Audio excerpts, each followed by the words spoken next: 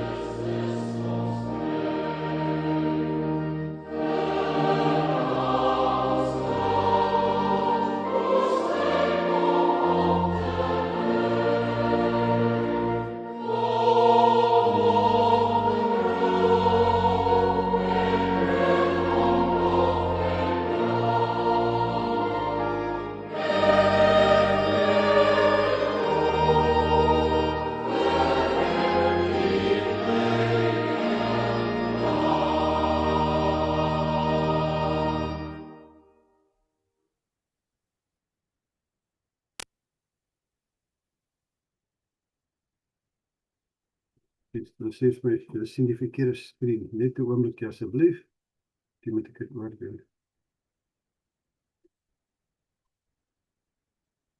Dis net 'n oomblik.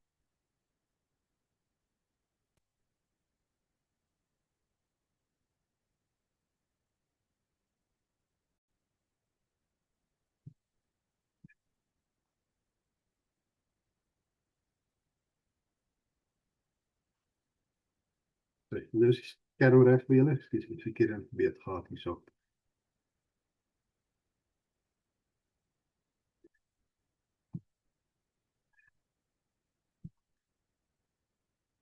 Ons slaan ons so op na die berge, waar sal ons hulp vandaan kom? Die Here sê vir ons, julle hulp is van die Here wat hemel en aarde gemaak het. Genade, barmhartigheid en vrede van God die Vader en Christus Jesus, ons Here. Amen. Nou God het ons met sy seun gegroet.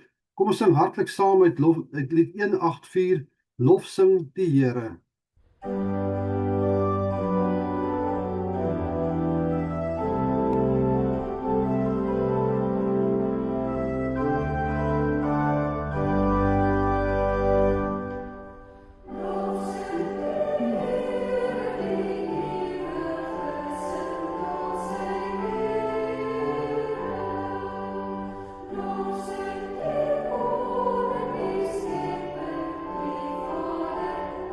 you.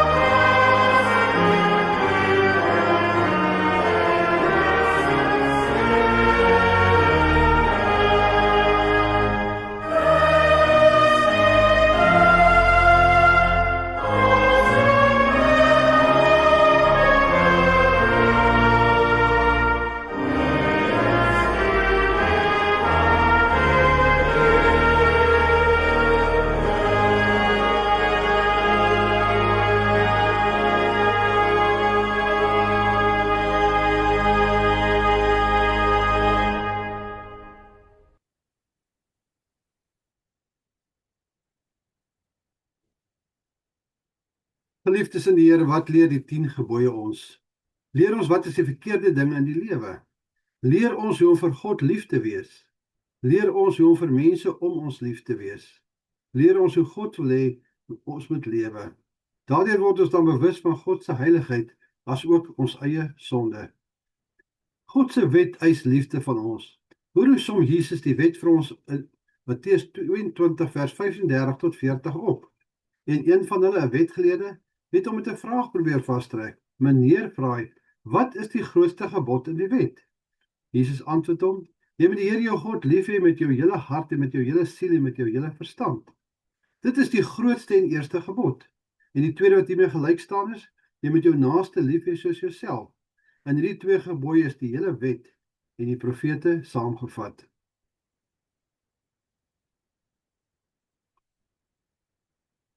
Ons weet hoe liefdeloos ons teenoor God en teenoor ander mense is. Laat ons skuld bely met die volgende woorde. Here, ons het almal afgedwaal. Ons handel almal in stryd met u woord. Ons is liefdeloos teenoor u en ons medemens. Vergeld ons genadiglik nie volgens ons werk nie. Sien ons aan in Jesus Christus, wat vir ons sondes gesterf het. Broers en susters, na ons skuldbelydenis wil God ons van sy genade verseker. In Galasiërs 3 vers 11 staan daar: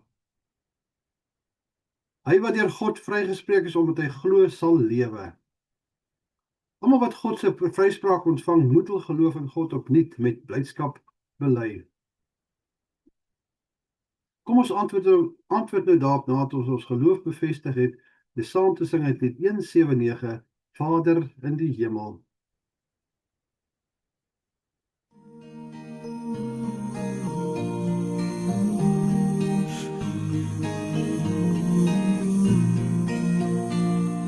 Vader in die hemel, u beheer ons lewe, ons aanbid u.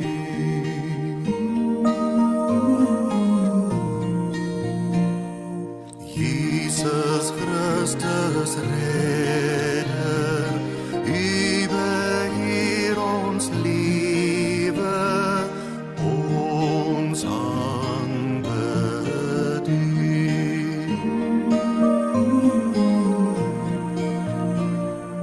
Heilige Gees ons trooster, u beheer ons lewe, ons aanbid u.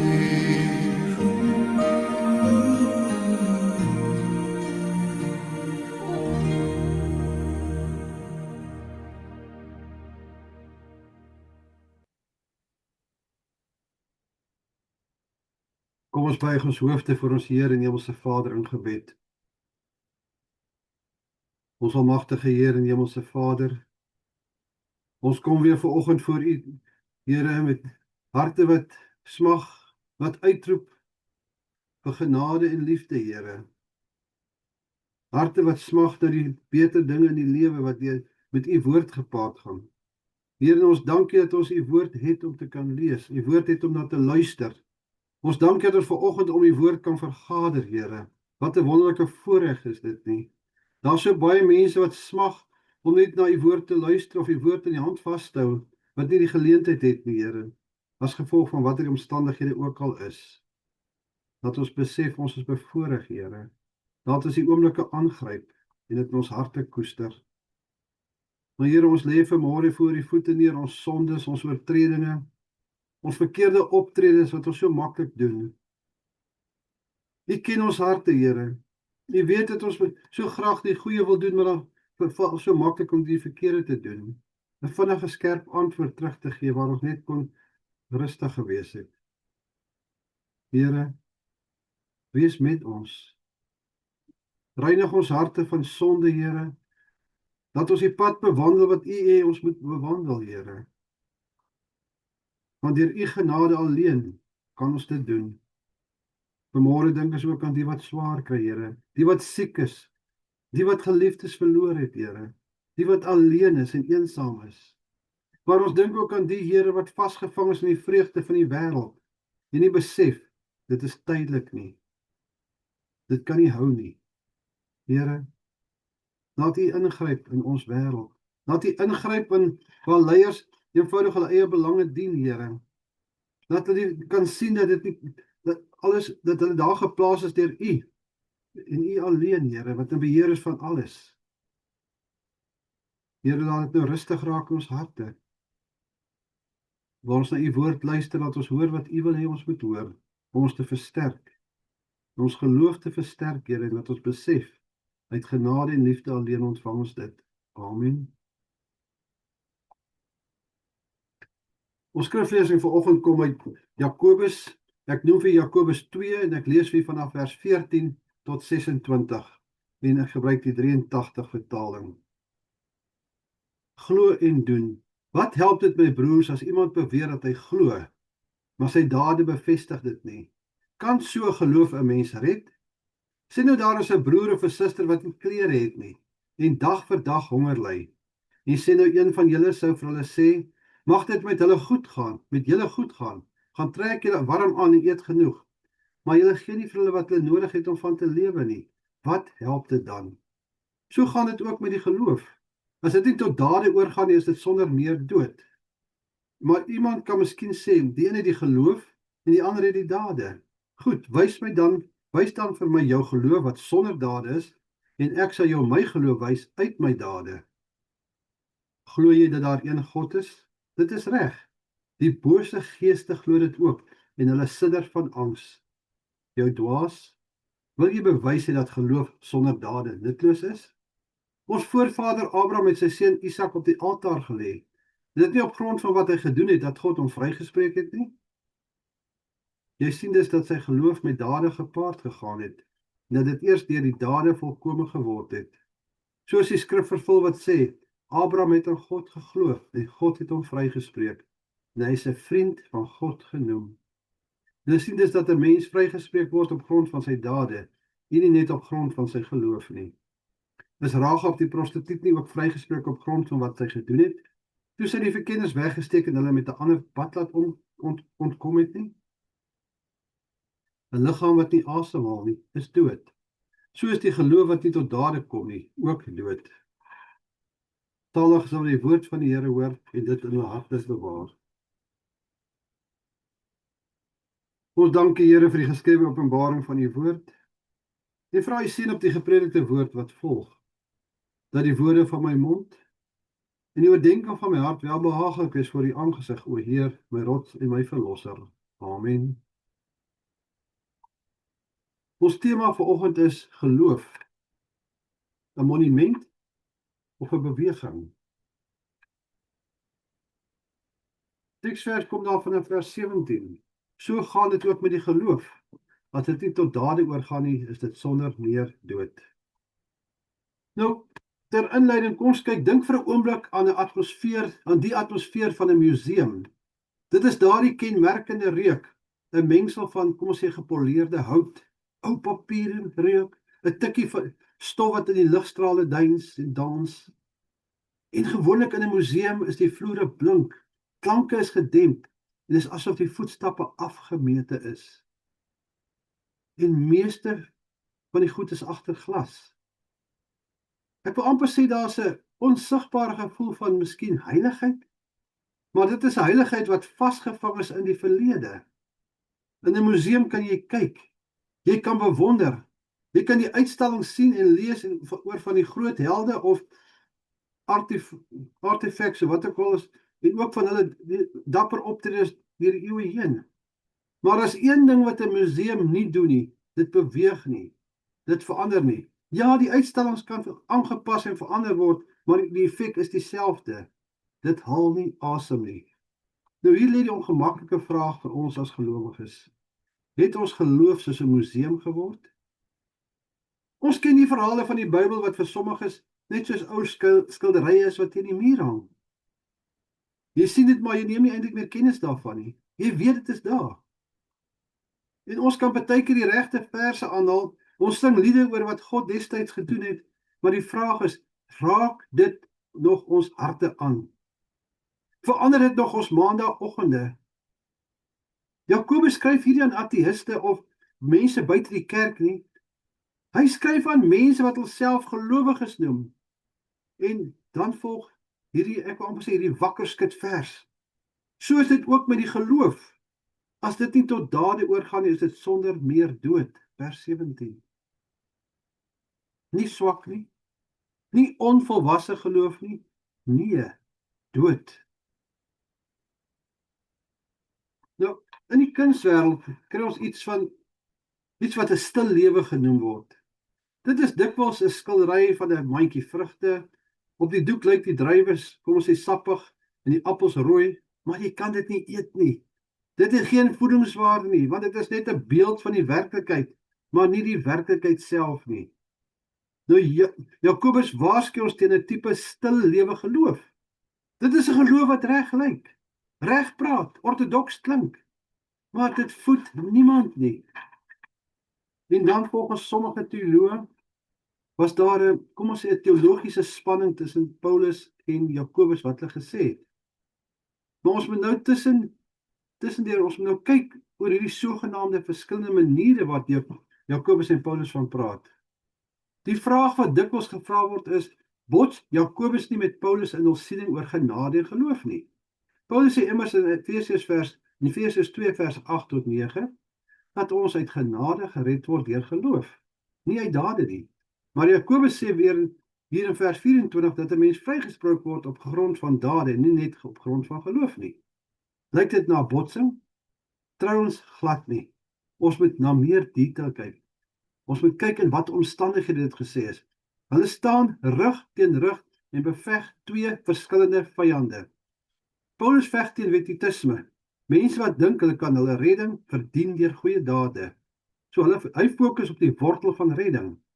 Jakobus veg laksheid, antinomianisme. Mense wat dink omdat hulle gered is, dit nie saak maak hoe hulle leef nie. Hulle fokus op die vrug van redding, of hy fokus op die vrug van redding. Kom ek verduidelik dit deur 'n voorbeeld te gebruik. 'n Appelboom dra nie vrugte om 'n appelboom te word nie. Hy dra vrugte omdat hy reeds een is. As daar jaar na jaar geen appels aan die boom verskyn nie, begin jy vra of die boom nog lewe. Die vraag is dus nie, doen ek genoeg om gered te word nie? Die vraag is daar tekens van lewe in jou geloof? Ons moet onthou self die demone en die glo in die God se bestaan. Soos wat Jakobus in vers 19 vir ons duidelik sê. Hulle het perfekte teologie. Hulle weet wie God is en hulle sidder selfs daarvoor, maar hulle weier om hom te dien. Hulle het museumkennis, maar geen hartoorgawe nie. Geloof is nie 'n selfstandige naamwoord wat jy op jou identiteit plak nie. Dit is 'n werkwoord wat jou lewe vorm. Mense gaan na museums toe om uitstallings te bewonder. Maar Jesus het nooit gesê bewonder my nie. Hy het gesê volg my. Bewondering staan op 'n afstand agter die glas. Navolging kry stof aan sy voete. Jakobus gee vir ons 'n praktiese, byna pynlike voorbeeld in vers 15 en 16. Jy sien 'n broer of 'n suster wat honger is of wat koud kry. Jy sê vir hulle die mooiste godsdienstige woorde. Gaan in vrede, bly warm, word versadig. Dit klink vroom. Dit klink goed, in die toon van medelee is daar. Maar as jy niks doen om daardie honger te stil of daardie koue te verdryf nie, is jou woorde eintlik 'n belediging teen hulle. Jy sê vir hulle word versadig, maar met wat? Lig. Jy sê word warm, maar met wat? Met hoop alleen? Onthou, bewondering van geregtigheid is nie dieselfde as die beoefening van geregtigheid nie. Bewondering sê, dis hartseer dat mense honger ly. Navolging sê, hier is van my brood. Onthou, 'n monument eer die verlede, maar 'n disipel dien in die hede. Nou, Jakobus weet dat ons praktiese voorbeelde nodig het, want ons as mense hou daarvan om 'n voorbeeld te sien en daarvan te kennis te neem, om die gedagtes bymekaar te bring. Hy kies twee mense uit die geskiedenis, wat nie meer verskillend kon wees nie, Abraham en Rachel. Die aardsvader en kom ons sê die uitgeworpene. Dink aan die kontras. Abraham, die ryk gerespekteerde vader van die volk. Hy is die toppunt van moraliteit. Rahab, 'n Kanaanitiese vrou, 'n vyand van Israel en boonop 'n prostituut. Sy is die sosiaal uitgeworpene. Maar Jakobus wys vir ons dat lewende geloof nie diskrimineer nie. Abraham se geloof het hom laat opstaan om sy kosbaarste besitting, sy seun aan God te offer as 'n offergawe. Sy geloof was dus nie teoretiese oortuiging nie. Dit was 'n wandelende, werkende vertroue. Rahab, aan die ander kant, het 'n massiewe risiko geneem. Sy het die Israelitiese verkenners weggesteek teen die bevel van haar eie koning. Sy het haar lewe op die spel geplaas omdat sy geglo het die God van Israel is die ware God en gevoel hy kan red. Hy kan haar red, haar verlos. Albei van hulle het die glas van hulle museum bestaan verbreek. Abraham het sy gemaksone verlaat. Rahab het haar verlede en haar veiligheid verlaat. Albei se geloof het oorgegaan tot aksie. Hulle verhale staan in die Bybel sodat ons hulle as standbeelde kan bewonder nie, maar sodat ons hulle voetspore kan volg, wanneer geloof oorgaan in dade. Dan word genade sigbaar. Dan word Jesus Christus tasbaar in ons lewens. Word die evangelie geloofwaardig vir 'n wêreld wat moeg is, en dan word die evangelie geloofwaardig vir 'n wêreld wat moeg is van leë woorde. Ek wil afsluit met ek amper sê die hoofpunt van 'n lewende getuienis. 'n Museum is 'n eindpunt. Dit is die plek waar dinge bewaar word sodat dit nie verder vergaan nie. Wat ons graag wil sien, wat ons graag wil koester aan die ou dae. Maar alles is goed wat in die verlede plaasgevind het. Maar die evangelie is 'n beginpunt. Die graf van Jesus is leeg en 'n leë graf pas nie in 'n museum nie. Dit is 'n goddelike ingryping in die lewe van elke mens wat die hele wêreld verander het. Maar broeders en susters, miskien is die grootste gevaar vir ons as kerk dat ons nie ons geloof sal verloor nie, maar dat ons dit sal bewaar. Dat ons dit so veilig agter die glas van tradisie toesluit dat dit nooit meer die risiko loop om blootgestel te word en seer te kry in die diens van ander nie. Ek wil graag hierdie vir u voorlê. Kom ons sê die maandag toets. As ons as gelowiges môre, of as ander mense môre jou lewe waarneem, jou werksetiek, jou geduld met 'n kollega, jou reaksie op onreg, jou hantering van geld, en jou liefde vir mense wat dalk nie altyd so moontlik is om lief te hê nie, wat gaan hulle sien? Sien hulle 'n museum wat 'n monument geword het vir godsdiens van lank gelede? 'n Stofverstikte uitstalling van mooi waardes? Of sien hulle die voetspore van 'n lewende God wat vandag nog in en deur jou werk? 'n Monument staan stil. Die evangelie beweeg. Moenie jou geloof agter glaskaste toesluit nie. Leef dit uit in lofprysing tot ons hemelse Vader. Onthou, 'n liggaam wat nie asemhaal nie is dood. So is die geloof wat nie tot dade kom nie, ook dood. Amen. Kom ons bid saam. Onse Vader wat in die hemel is, Here, laat u naam geheilig word. Laat u koninkryk kom. Here, koninkryk wat ons almal na uitsien, wat ons almal na verlang en na smag, Here. Want ons by u gaan wees in die ewige woning, vrygemaak van al die pyn en die siektes en die sondes en die druk van die wêreld, Here. Maar Here, ook ons sê ook dankie vir die vreugde, vir die lofprysings wat ons tot u kan sing, vir die woord wat ons kan hoor. Here, gaan ons met ons in hierdie week. Hou u hand van beskerming oor ons uitgestrek, Here. U ken elkeen van ons harte, Here. Sterk ons en gee ons krag waar ons dit nodig het. Here, laat ons lewe 'n getuienis van lewe wees. 'n Getuienis van Christen gelowiges wat in u glo en op u vertrou en ons lewe daarvolgens wil inrig, Here. Want Hemelse Vader, ons as mense kan so maklik in wantroue gaan. Help ons om ten volle te vertrou op u. Help ons om te besef dat u liefde, ongeag wat ons doen, altyd daar is. Die genade altyd daar is, Here. Laat ons besef wat 'n wonderlike genade dit is om Christen genoem te kan word. Want dit koppel ons aan Jesus Christus. Dit koppel ons aan die Vader, die Seun en die Heilige Gees. Here, laat ons dit uitleef met blydskap, met harte wat juig en jubel. Gaan so met elkeen van ons, waar ons ook al is. Amen.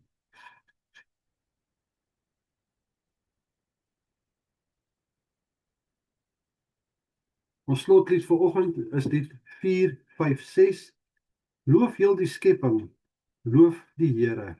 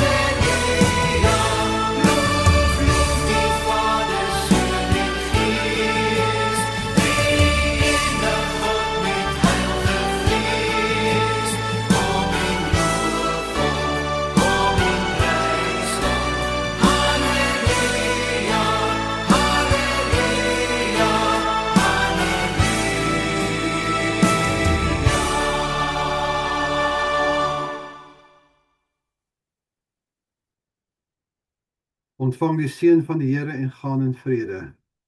Die Here sal julle seën en julle beskerm. Die Here sal tot julle redding verskyn, julle genadig wees.